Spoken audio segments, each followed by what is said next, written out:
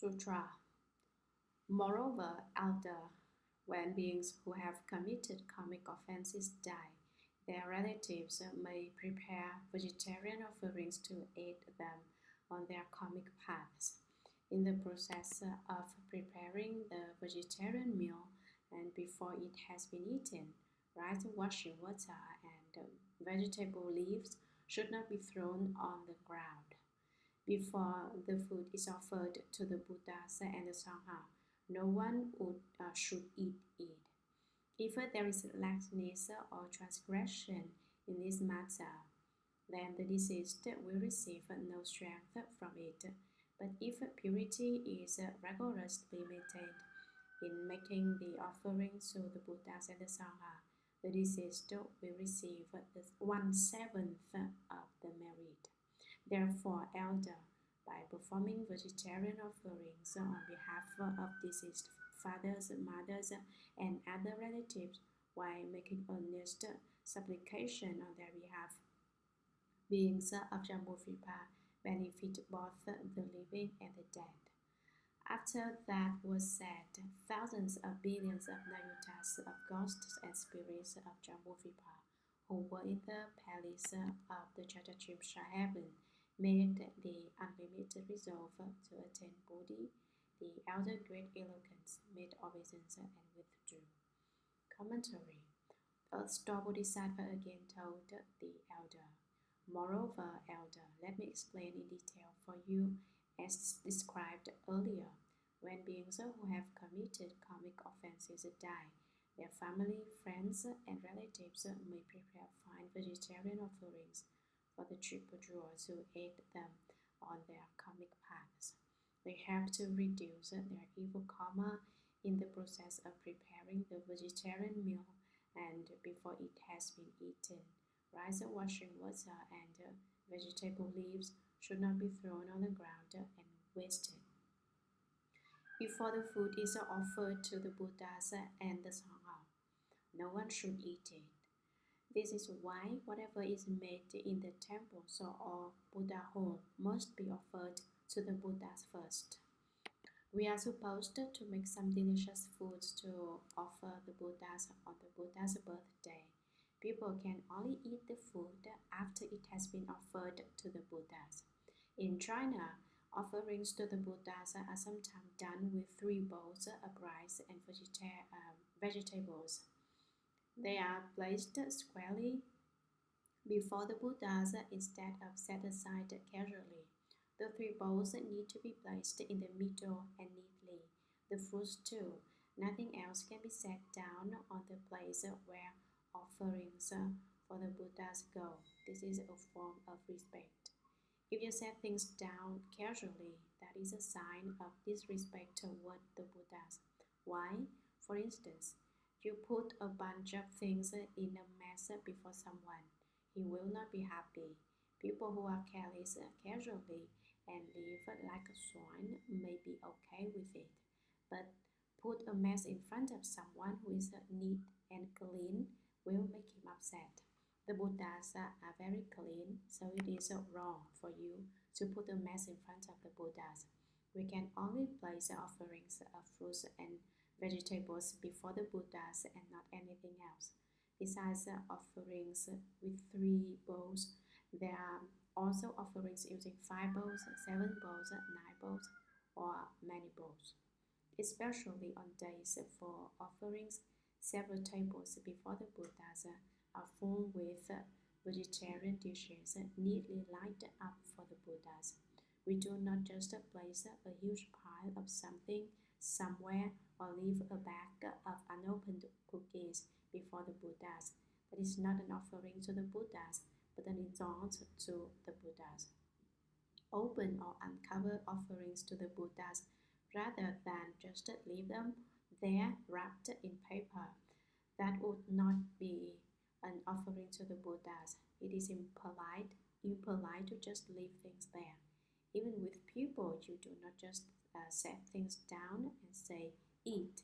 They will not eat it. In Chinese has a phrase, a gentleman does not eat food thrown at him. For instance, someone gives food to a beggar but condescendingly yells, "Hey, eat it." He will refuse the food thrown rudely at him, not to mention offerings to the Buddhas, sometimes left in closed bags. I have seen it many times, but I do not have so much time to explain these things. Now that the Buddha Dharma has come to the West, we must know about the ceremonies and the looks of them. Offering bowls must be squarely and neatly placed. Fruit offerings and vases must be placed properly. For instance, vases should balance each other. It does not look good if you should have one here but you place it somewhere else. There are rules to everything. How can we handle all these rules? If you cannot handle it, do not cultivate. Cultivation requires us to accord with the Dharma and to observe the rules.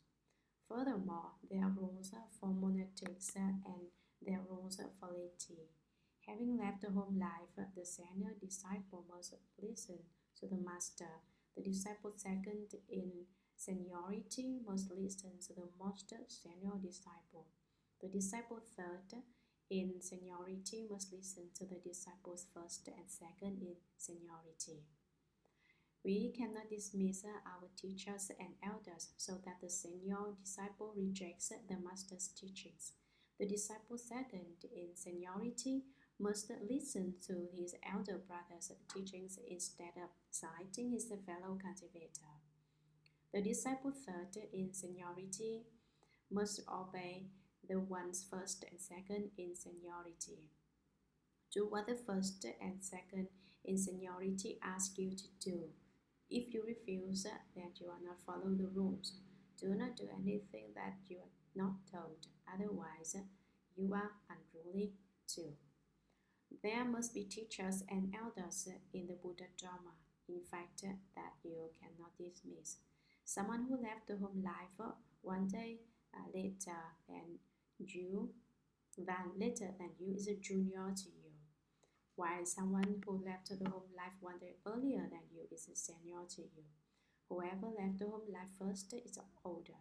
Whoever left the home later is younger, regardless of your age.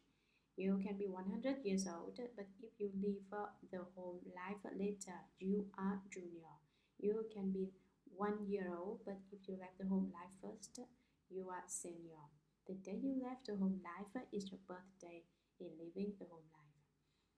At the time of your death, you must count up the number of your precept years. For instance, you may be 60 years of age, but you have 40 precept years. Whoever receives the precepts first is senior. Even during the same ordination, those who receive the precepts before you during the platform are your senior precept brothers. Those who receive the precepts later than you are your junior precept brothers. However, during the precept platform, everyone simply calls each other precept brothers instead of saying junior precept brother. Everyone is so polite that even if you are junior, you are called an elder precept brother. Also, your young novices must listen to the direction of more senior novices. Refusing to listen is insubordination, a sign of unfiliality. Buddhist monastic rules emphasize a hierarchical order based on seniority and status. You cannot be the way you are at home. I usually do not have time to explain these rules for offerings to the Buddhas, so we have been casual. I was checking to see whether you are really stupid or wise. Wise individuals do not need to be taught. I never had anybody teach me, but I can tell right away. Idiots will not remember even if you teach them. Everything at all times and places show whether someone is wise. Before food is offered to the Buddha and the Sangha, do not eat it first. This is why lay people must wait until food is offered to the Buddhas before they can eat the food in the temple. They have to wait until the monastics come and everyone eats together. Do not eat before the monastics. That is not allowed. Things should be offered to the Buddha and the Tribhuju in this manner. If there is laxness or transgression in this matter, by not paying attention, not doing a good job, or being casual, then the deceased will receive no strength from it. Do not make offerings to the Tribhuju in a sloppy manner, because that way the deceased will not gain anything by it. But if purity is rigorously maintained in making the offering to the Buddhas and the Sangha, the deceased will receive 1/7 of the merit. Offerings must be done respectfully. I recall during the passing of offerings last year, everyone knelt to pass the offering and vegetarian food in bowls and plates to one another in turn, and then place them before the Buddhas. In the temple, everyone earnestly makes offerings to the Buddhas with numerous vegetarian dishes, possibly several dozen or 100 kinds.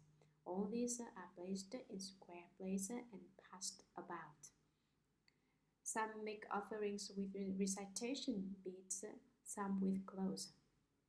Anything can be offerings to the Buddhas as long as it is new and good. Do not offer the Buddhas your unwanted items, rotten or bad goods. For example, someone bought some parsley to offer the Buddhas, but kept the tender and nice ones for himself while giving me the tough and hard to chew. It does mean that he made offerings and it is not completely devoid of merit and virtue, but this is why we talk about being diligent, pay attention and taking care to make these offerings to the Buddhas and the Sangha on behalf of the deceased. Out of the 7 portions of merit, the deceased will receive 1 portion, while the other 6 portions are received by the living. Therefore, elder, by performing sincere vegetarian offerings for the Tribhuju on behalf of deceased fathers, mothers, and other relatives, while making earnest supplication on their behalf, all beings of Southern Jambudvipa benefit both the living and the dead. After that was said, thousands of billions of Nayutas of ghosts and spirits of Jambudvipa who were in the palace of the Trayastrimsha Heaven made the unlimited resolve to attain Bodhi, Anuttara Samyak Sambuddhi. The elder, great eloquence made obeisance to Earth Bodhisattva and Shakyamuni Buddha and withdrew to the side. Not only should monastics bow to their master, the junior monastics should also bow to the seniors. Conversely, in American families, parents and siblings do not bother with one or each other at all. I do not care about you and you do not watch over me. You have to be this way because you are junior. Who told you to be junior? Who told you leave the home life later? Since you left the home life later, you have to respect your elders. It is a transgression not to respect your seniors, which is a violation of Buddhist rules that deserves death by fire in the future.